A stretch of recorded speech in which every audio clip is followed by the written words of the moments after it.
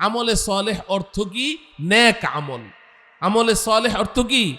নেক আমল। আর নেক আমল অর্থ কি? ভালো কাজ। নেক আমল অর্থ কি? ভালো কাজ। নেক মানে ভালো, আমল মানে কাজ।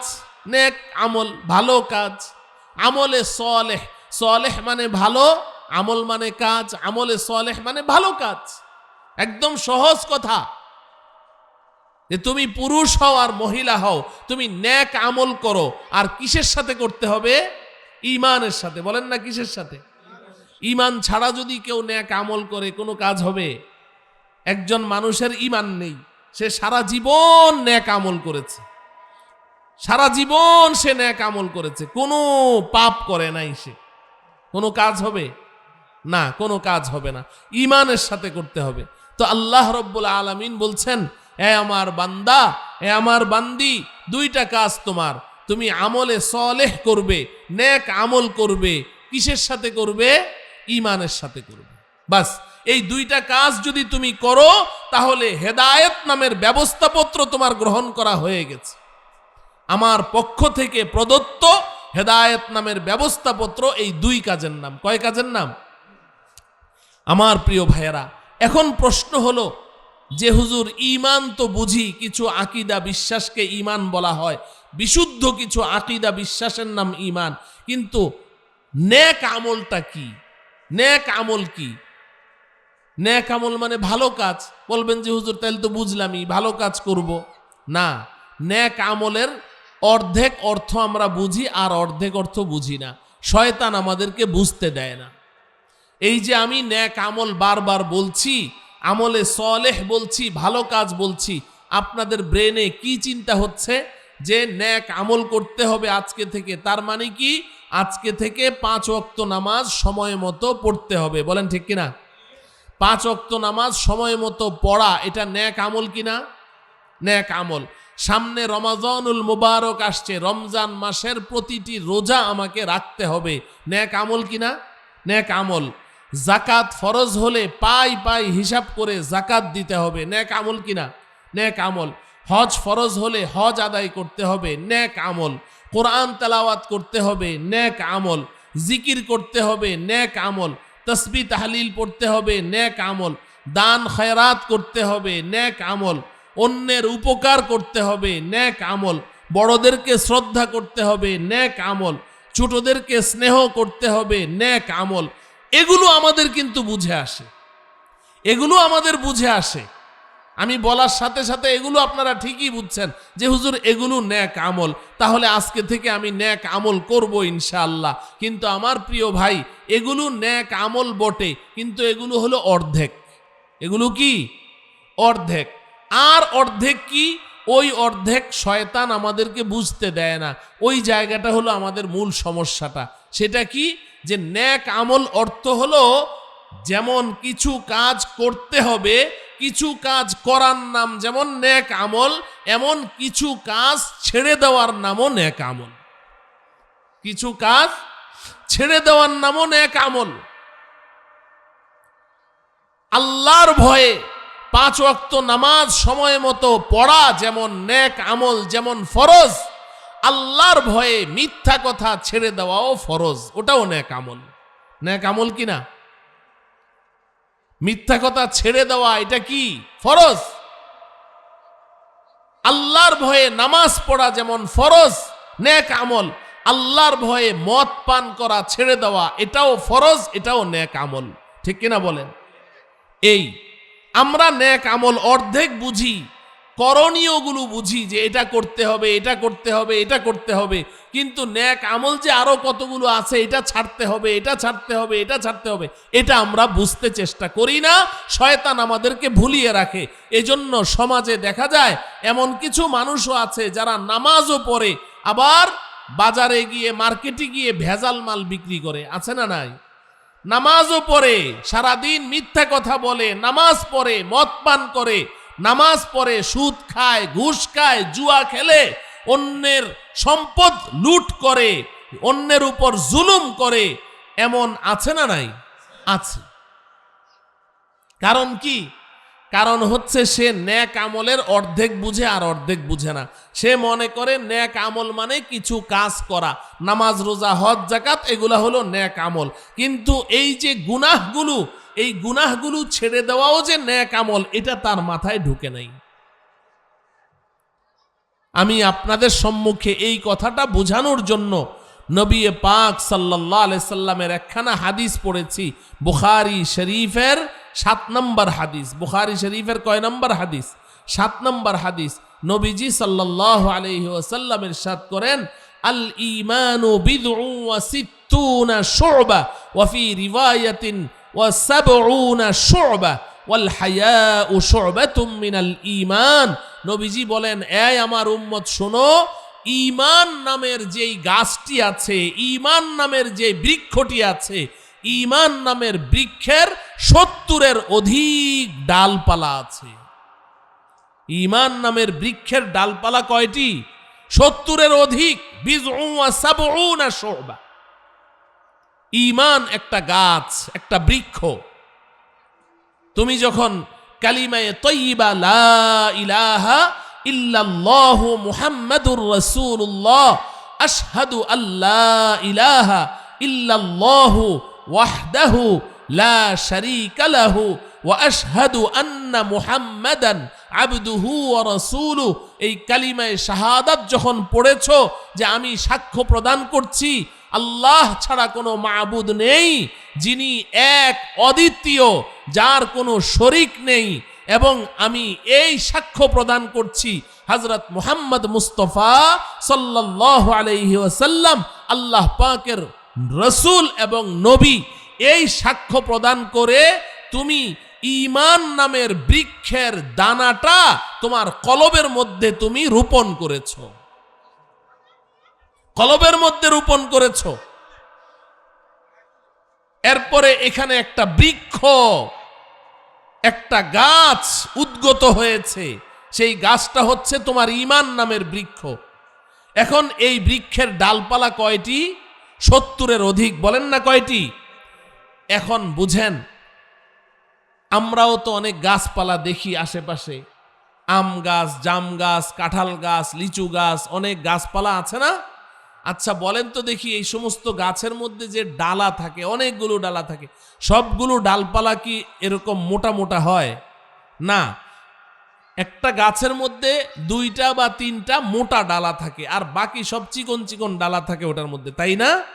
হ্যাঁ, আমি কথা শেষ করে দিচ্ছি, খুব ভালো করে বুঝেন।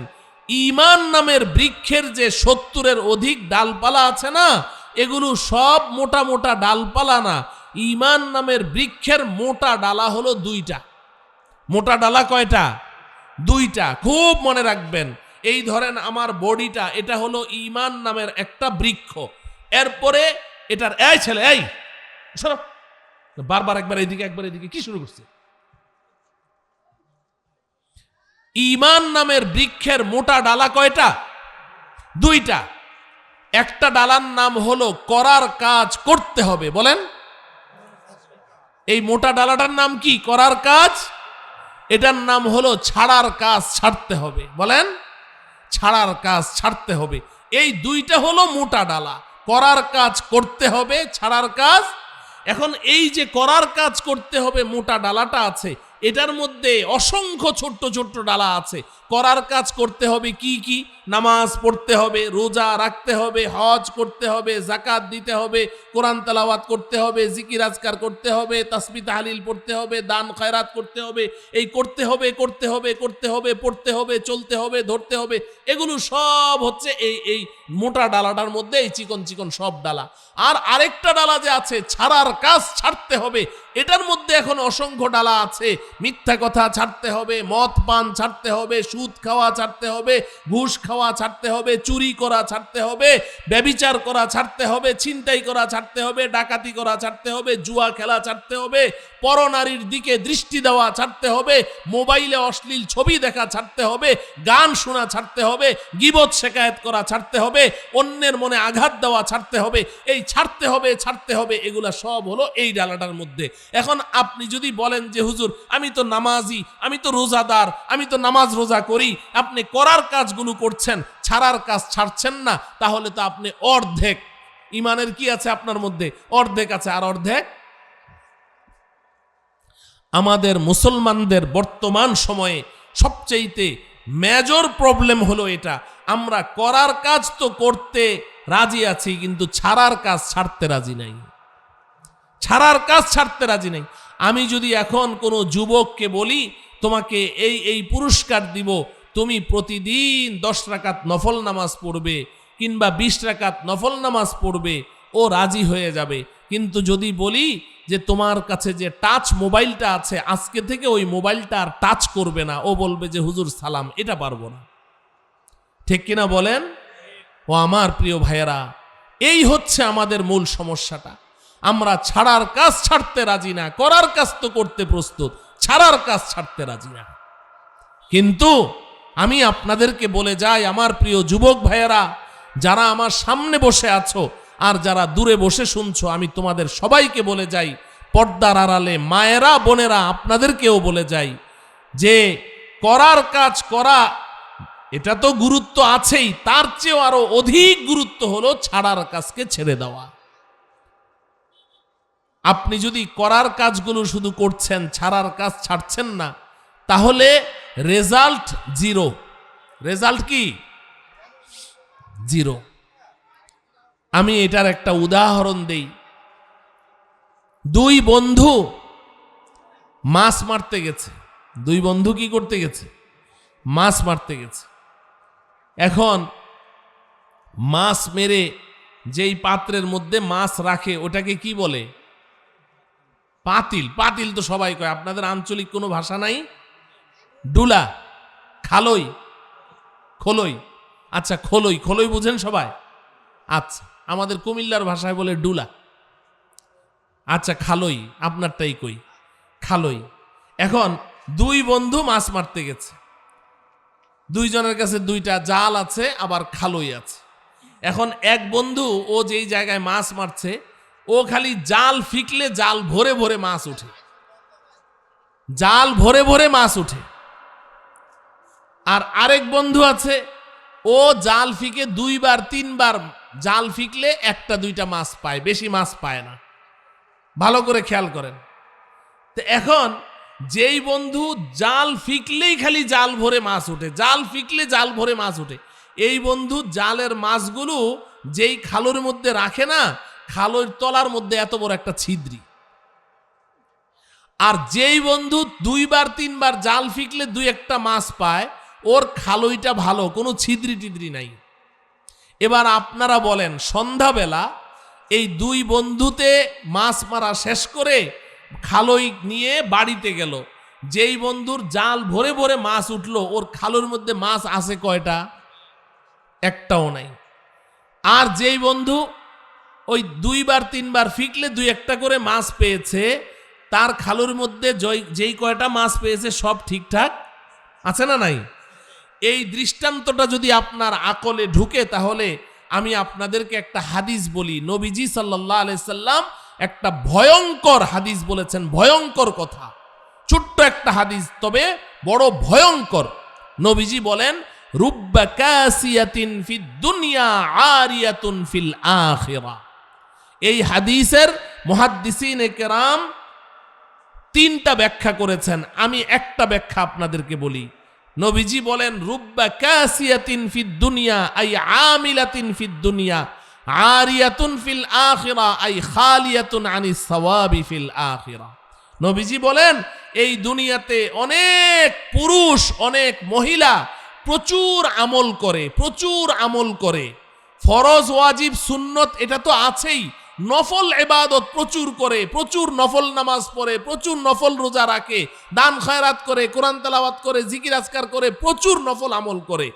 কিন্তু আরিয়াতুন ফিল আখিরাহ, পরকালে গিয়ে দেখবে তার যে নেকির যে খালইটা আছে, এই নেকির খালইটা খালি, ভিতরে কোনো নেকি নাই। নাউজুবিল্লাহ বলেন। নবীজি বলেছেন বন্ধু, এই কথাটা নবীজি বলেছেন। পরকালে গিয়ে দেখবে নেকি নাই। জিজ্ঞাসা করবে, রব্বুল আলামিন, আমি এত নামাজ পড়লাম, এত রোজা রাখলাম, এত আমি জাকাত দিলাম, হজ করলাম, এত দান খয়রাত করলাম, এত জিকির আজকার করলাম, আমার নেকি কই? খালইটা খালি কেন? নেকি কই? আল্লাহ পাক জবাব দিবেন। যুবকরা শোনো, আমার বোনেরা শোনো, আল্লাহ জবাব দিবেন, রে হতভাগা, রে হতভাগিনী, তুই যে নেক আমল করেছিস, আমি আল্লাহ অন্ধ নই, আমি সব দেখেছি। তোর সব নেক আমল, আমি করার কাজগুলো দেখেছি। তুই নফল নামাজ পড়েছিস, নফল রোজা রেখেছিস, দান খয়রাত করেছিস, আমি তো সব দেখেছি। কিন্তু তোর কতগুলো বদ অভ্যাস ছিল, কতগুলো গুনাহের সাথে তুই জড়িত ছিলি, কতগুলো পাপের সাথে তুই জড়িত ছিলি। তুই যেই গতিতে নেক আমল করেছিস, ওই গতিতে ওই পাপগুলোও তুই করে গেছিস। তোকে যতই বুঝানো হয়েছে, তুই কিন্তু ওই পাপগুলো ছাড়িসনি। তোর ওই সমস্ত পাপগুলো, গুনাহগুলো তোর নেকির খালইটা, এই খালইর তলাটা ছিদ্রি করে ফেলেছে, সব নেকি পড়ে গেছে। নাউজুবিল্লাহ পড়েন। এই জন্য একটু চিন্তা করেন আমার প্রিয় ভাই বোনেরা, একটু চিন্তা করেন। যত সামান্য নেক আমল আমরা করি, সামান্য কতটুকু করি, কতটুকু করি, এই নেকিগুলো যদি খালইর মধ্যে ঠিকঠাক হাসরের ময়দানে পেতে হয়, আমাকে গুনাহ ছাড়তে হবে, গুনাহ ছাড়তে হবে, ছাড়ার কাজ ছাড়তে হবে। যদি ছাড়ার কাজ না ছাড়ো, তাহলে তোমার নেকির খালইর তলা কিন্তু ছিদ্রি, তুমি কিন্তু পরকালে কিছুই পাবে না, জাহান্নাম ছাড়া কোনো উপায় থাকবে না। এজন্য নেক আমল অর্থ কি বললাম? করার কাজ করতে হবে, ছাড়ার কাজ। তা আমরা আজকে থেকে করার কাজ করব, ছাড়ার কাজ ইনশাআল্লাহ। নেক আমল করব, কিসের সাথে করব? ঈমানের সাথে। বলেন কিসের সাথে? আল্লাহ পাক দুইটা ওয়াদা করেছেন। কয়টা? এক নাম্বার, ফালানুহইয়ান্নাহু হায়াতান তাইয়্যিবা। এই আমার প্রিয় এলাকাবাসী শুনেন, আল্লাহ পাক বলছেন, ও আমার বান্দা, ও আমার বান্দি, যদি তুমি নেক আমল করো, ঈমানের সাথে করো, আমি আল্লাহ এক নাম্বার ওয়াদা করছি, তুমি তো নেক আমল করেছো, ঈমান এনেছো পরকালের জন্য, জান্নাত লাভের আশায়, জাহান্নাম থেকে বাঁচার আশায়। আমার এক নাম্বার ওয়াদা শোনো, আমি আল্লাহ ওয়াদা করছি, তোমার এই দুনিয়ার জীবনটাকে আমি সুখ শান্তি আর ইজ্জত সম্মান দিয়ে ভরপুর করে দেব। দুনিয়াতে আমি আল্লাহ তোমাকে ঠকাবো না, তোমাকে সুখ শান্তি দিয়ে তোমার জীবনটা ভরপুর করে দেব। হে যুবক, করে দেখো। হ্যাঁ যুবতী বোন, করে দেখো, নেক আমল করো, ঈমানের সাথে করো, দেখবে সুখ আর সুখ, এত সুখ তুমি ঘর থেকে সুখ ঠেলে বের করতে পারবে না। দুই নাম্বার ওয়াদা, ওয়ালানাজজিয়ান্নাহুম আজরাহুম বিআহসানি মা কানু ইয়ামালুন। দুই নাম্বার ওয়াদা হলো, ও বান্দা, ও বান্দি, তুমি নেক আমল করেছো, তুমি সময় মতো নামাজ পড়েছো, তুমি রমজানের রোজাগুলো ঠিকঠাক রেখেছো, তুমি যাকাত দিয়েছো, তোমার উপর হজ ফরজ হলে হজ করেছো, তুমি নফল আমল করেছো, কোরআন তেলাওয়াত করেছো, তুমি পর্দা পুশিদা মতো চলেছো, তুমি আমার বিধান মতো চলেছো, বিনিময়ে তো কিছু নেকির মালিক তুমি হয়েছো। আমি আল্লাহ ওয়াদা করছি, এই নেকিগুলো আমি আল্লাহ বাড়াতে থাকবো, বাড়াতে থাকবো, বাড়াতে থাকবো, বাড়াতে বাড়াতে কোটি কোটি গুণ বৃদ্ধি করে আমি আল্লাহ তোমার হাতে তুলে দেব। আল্লাহ রব্বুল আলামিন আমাদেরকে এই কথাগুলোর উপর গভীরভাবে চিন্তা ভাবনা করে আমাদের ভবিষ্যৎ কর্মপন্থা নির্ধারণ করার তৌফিক দান করুন। সামনে রমাজানুল মুবারক আসছে, এই রমাজানুল মুবারকের জন্য পরিপূর্ণ প্রস্তুতি গ্রহণ করে রমজান মাসে নিজেদেরকে সম্পূর্ণরূপে পাপ মুক্ত বানিয়ে, নিষ্পাপ বানিয়ে আল্লাহ পাকের দুয়ারে হাজিরি দেওয়ার তৌফিক দান করুন। হাসরের ময়দানে গরু ছাগলের হিসাব নিকাশ হবে না, আমাদের হিসাব নিকাশ হবে। ওদের সাথে আমাদের পার্থক্য আছে। তো আমি যে সারাটা দিন এই সকাল থেকে সন্ধ্যা পর্যন্ত কি করছি বলেন? সকাল থেকে সন্ধ্যা পর্যন্ত খাই, ঘুমাই, টয়লেটে যাই, পেশাব করি, ঘুরি ফিরি, এগুলো সব হায়ওয়ানের কাজ করছি। এগুলো তো হায়ওয়ানের কাজ। মানুষের কাজ কি? আমাদেরকে যে আল্লাহ ভিন্ন করে তৈরি করলেন সেটা কি? সেটাই হলো আল্লাহ প্রদত্ত হেদায়েত নামের ব্যবস্থাপত্র গ্রহণ করার জন্য। সুবহানাল্লাহ বলেন। আল্লাহ প্রদত্ত হেদায়েত নামের ব্যবস্থাপত্র গ্রহণ করার জন্যে আল্লাহ দুনিয়াতে আমাকে আপনাকে পাঠিয়েছেন। খাওয়া পড়ার জন্য পাঠান নাই, ঘুমার জন্য পাঠান নাই, গল্পগুজব করে আড্ডা মেরে সময় নষ্ট করার জন্য আল্লাহ আমাকে পাঠান নাই। আল্লাহ প্রদত্ত ওই হেদায়েত নামের ব্যবস্থাপত্র, এটা যদি আমি আপনি গ্রহণ করি, লাভ কি? লাভ হলো ওই জান্নাতের বাড়ির মালিকানাটা যে আব্বা আম্মার হাতছাড়া হয়ে গেছে, আমরা তাদের সন্তান, সন্তান হওয়ার কারণে আমাদেরও হাতছাড়া হয়ে গেছে। যদি আল্লাহ প্রদত্ত হেদায়েত নামের এই ব্যবস্থাপত্র গ্রহণ করতে পারি, তো আল্লাহ পাক ওয়াদা করেছেন জান্নাতের বাড়ির মালিকানা আবার আমাদের হাতে ফেরত দিয়ে দিবেন। আমি আশা করি আপনারা বুঝতে পেরেছেন যে আমরা এই দুনিয়াতে কেন এলাম। এই আয়াতে আল্লাহ পাক বলে দিয়েছে হেদায়েত নামের ব্যবস্থাপত্র গ্রহণ করার জন্য। বলেন কি জন্য এসেছি? হেদায়েত নামের ব্যবস্থাপত্র গ্রহণ করার জন্য। কেন এসেছি? হেদায়েত নামের ব্যবস্থাপত্র গ্রহণ করার জন্য। এই হেদায়েত নামের ব্যবস্থাপত্র গ্রহণ করলে কি লাভ হবে? আল্লাহ পাক আমার উপরে সন্তুষ্ট হয়ে জান্নাতের বাড়ির মালিকানা আবার ফেরত দিয়ে দিবেন। আল্লাহ রব্বুল আলামিন আমাদেরকে এই দুনিয়াতে আগমনের মূল লক্ষ্য এবং উদ্দেশ্যকে উপলব্ধি করে আল্লাহ প্রদত্ত হেদায়েত নামের ব্যবস্থাপত্র গ্রহণ করে আল্লাহকে সন্তুষ্ট করে আমাদের জান্নাতের বাড়ির মালিকানা আবার পুনরুদ্ধার করার তৌফিক দান করুন। এখন একটা প্রশ্ন হলো, হুজুর বুঝলাম যে এই দুনিয়াতে আমরা আগমন করেছি আল্লাহর পক্ষ থেকে প্রদত্ত হেদায়েত নামের ব্যবস্থাপত্র গ্রহণ করার জন্য, এটা তো বুঝলাম, কিন্তু এখন এই হেদায়েত নামের ব্যবস্থাপত্রটা কি এটা একটু জানা লাগবে না? কি বলেন? হেদায়েত নামের ব্যবস্থাপত্রটা কি? এই কথাটা আল্লাহ রব্বুল আলামিন আরেকটা আয়াতের মধ্যে বলে দিয়েছেন, আল কুরআনু ইউফাসসিরু বা'দুহু বা'দান। কোরআনের এক আয়াত আরেক আয়াতের তাফসীর করে, ব্যাখ্যা করে। এখন এই আয়াতে আল্লাহ পাক সংক্ষেপে বলেছেন যে তোমাদেরকে দুনিয়াতে কেন পাঠিয়েছি, যাতে করে তোমরা আমার পক্ষ থেকে প্রদত্ত হেদায়েত নামের ব্যবস্থাপত্রটা গ্রহণ করতে পারো। এটা তো এখানে বলে দিয়েছেন, এবং এটা গ্রহণ করলে কি লাভ হবে সেটাও বলে দিয়েছেন। ফালা খাউফুন আলাইহিম ওয়ালা হুম ইয়াহজানুন। যারা এই হেদায়েত নামের ব্যবস্থাপত্র গ্রহণ করবে তাদের কোনো ডর নেই, ভয় নেই, টেনশন নেই, তারা টেনশন মুক্ত থাকতে পারে, এটা আল্লাহ বলে দিয়েছেন। এখন প্রশ্ন হলো হেদায়েত নামের এই ব্যবস্থাপত্রটা কি?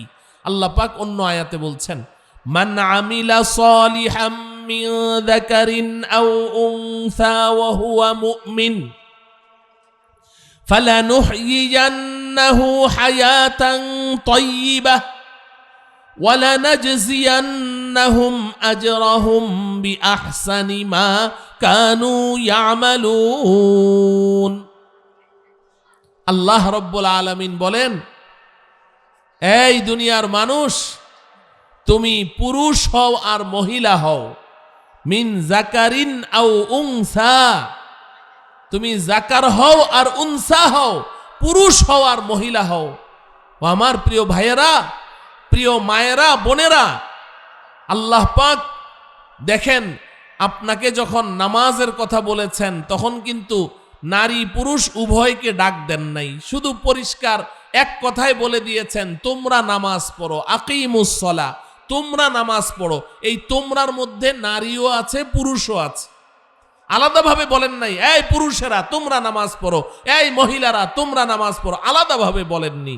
যাকাতের কথা বলেছেন, আতুজ যাকা, তোমরা যাকাত দাও। রোজার কথা বলেছেন, কুতিবা আলাইকুমুস সিয়াম, তোমাদের উপরে রোজাকে ফরজ করে দেয়া হয়েছে। হজের কথা বলেছেন, ওয়ালিল্লাহি আলান নাসি হিজ্জুল বাইতি মান ইসতাতা ইলাইহি সাবিলা, মানুষের মধ্য থেকে যাদের সামর্থ্য আছে তারা যেন আমার ঘর বাইতুল্লাহকে জিয়ারত করে, হজ আদায় করে। কিন্তু নারী পুরুষকে আলাদাভাবে ডাক দেননি। কিন্তু এখানে আল্লাহ পাক যে কথাটা বলছেন, এই কথাটা বলার সময় বলছেন মিন জাকারিন আও উনসা, তুমি পুরুষ হও আর মহিলা হও, আমি আল্লাহ কি বলি শোনো। এই পুরুষরা তোমরাও শোনো, এই মহিলারা তোমরাও শোনো। আল্লাহ বলছেন মান আমিলা সলিহা মিন জাকারিন আও উনসা ওয়া হুয়া মুমিন। এই আমার বান্দারা, এই আমার বান্দিরা, তোমাদের কাজ মাত্র দুইটি, তোমরা দুইটি কাজ করো, আমি আল্লাহ তোমাদের সাথে দুইটা ওয়াদা করলাম। সুবহানাল্লাহ বল। আমাদের কাজ কয়টি? দুইটি। আল্লাহ পাকের ওয়াদা কয়টি? দুইটি। আমি আপনি যদি এই দুইটি কাজ করি তো হেদায়েত নামের ব্যবস্থাপত্র গ্রহণ করা হয়ে যাবে। সুবহানাল্লাহ বল। মাত্র দুই কাজের নাম হেদায়েত নামের ব্যবস্থাপত্র। মাত্র কয় কাজের নাম? দুই কাজের নাম। কথাগুলো খুব মনে রেখেন। মাত্র দুই কাজের নাম হেদায়েত নামের ব্যবস্থাপত্র। সেই দুই কাজ কি? আল্লাহ পাক বলেন মান আমিলা সলিহা।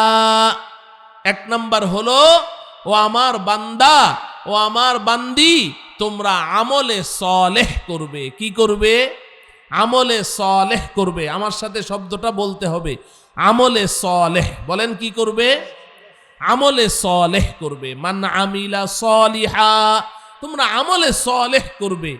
দুই নাম্বার ওয়া হুয়া মুমিন, ঈমানের সাথে করবে। কিসের সাথে? কিসের সাথে? ঈমানের সাথে করবে। আমলে সলেহ করবে, ঈমানের সাথে করবে। দুই কাজ শেষ।